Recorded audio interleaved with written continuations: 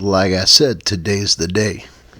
The cold day I've been waiting for to put on this leather jacket that makes me look cool like the Fonz. Arthur Fonzarelli from Happy Days.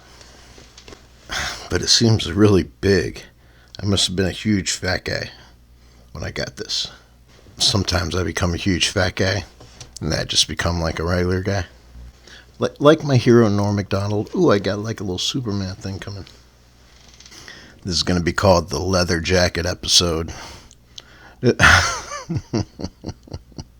I look like an outsider with that strand of hair coming down. I didn't plan that. I hope that stays there. You guys, I mentioned earlier my friend, my best friend when I was like 16, Evan. Maybe I won't use his full name on it, but I'll bleep out his last name so it sounds like his last name's a curse word. You'd be like, who's Evan? Fuck. Anyway, I said that he sent me an instant message, and it's the first time I've heard from him for a long time. And he wrote a lot because he told me he was drunk. You know, nothing will bring out a good old reach out to an old friend like a drunk instant message, man. And the stuff he said was beautiful, man. And I fucking miss him a lot. You know, honestly, my most major depression came as soon as I realized that when I was 16 that I'd have to move away from my best friend Evan and go to Kansas because my dad got relocated, and I never found another Evan,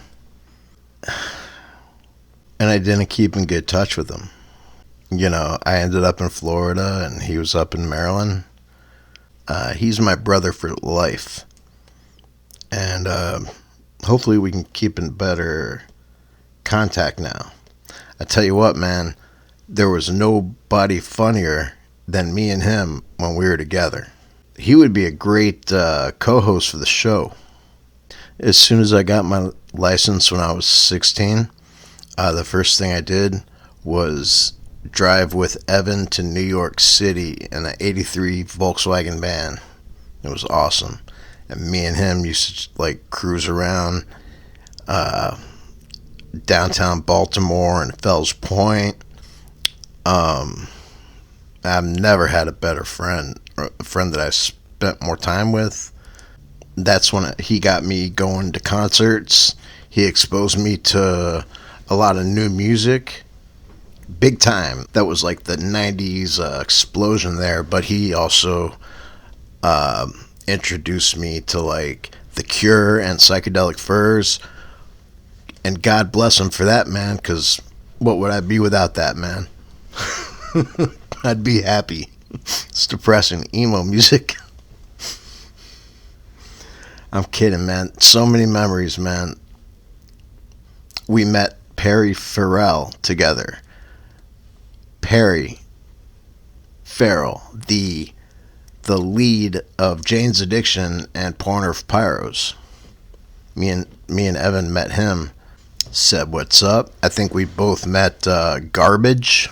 Not Trash, but like the band Garbage. We met Butch Vig a couple times, and he's in Garbage. We met Shirley Manson, and we were always chasing Billy Corgan. We never really made it to Billy Corgan, but we were always chasing Billy Corgan.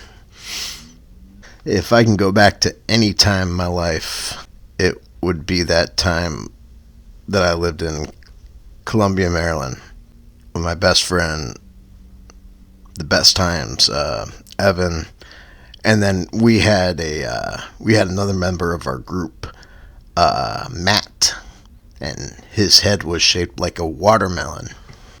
He looked like a Tibetan monk, but he was like a redneck. I've looked for him on the interweb because I'd be interested to see what that melon has become.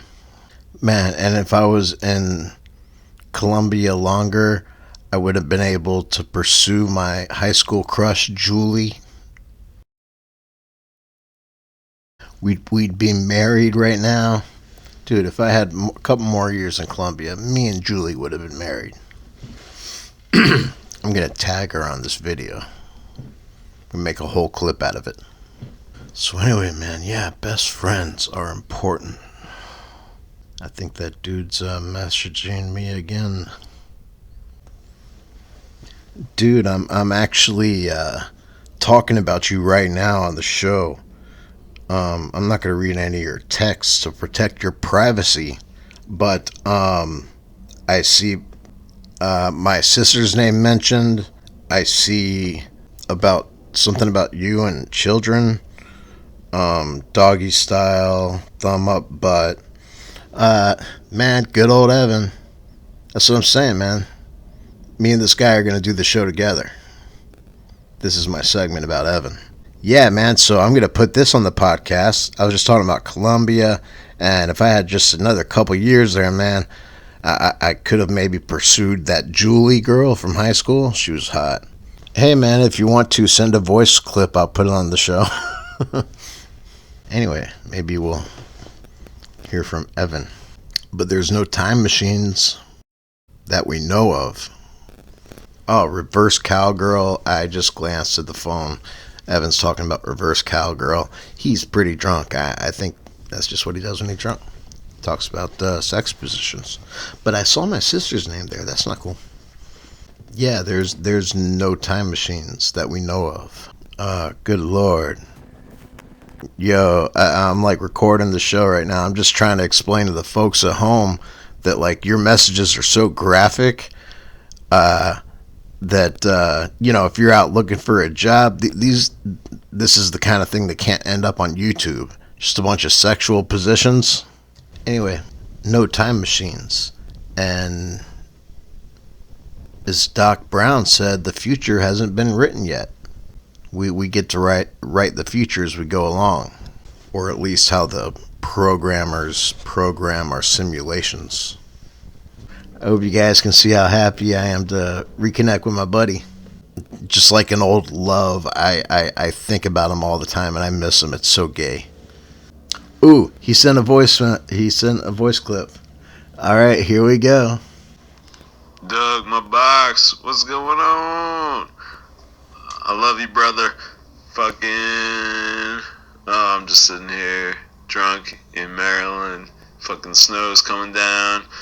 Thinking about driving over to the Royal Farms shortly, getting some energy drinks so I can have some energy. Dude, I'm gonna listen to this podcast later because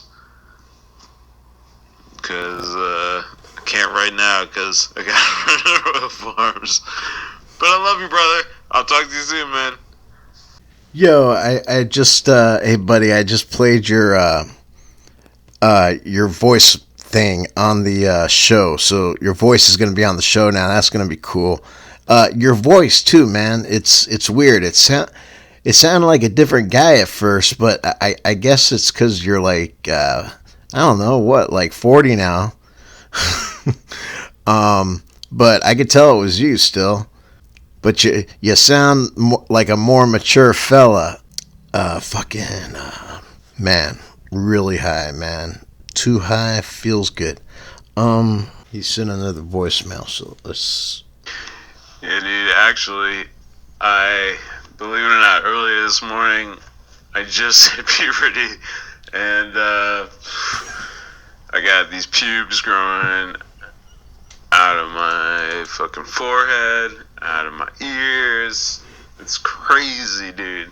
I'm combing them, I'm crimping them. Oh my gosh, it's a crazy situation, dude. Yeah, no, I'm getting to my early 20s here.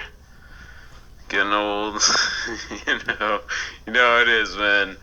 Us millennials, us tweens, fucking years ravage our souls and such, and yeah, man. But holy shit, dude. Anyway, that was a segment that just popped up called Reconnecting with Old Friends. This is really cool because I've actually been feeling pretty lonely today. Total blessing to hear from Mr. Evan Page.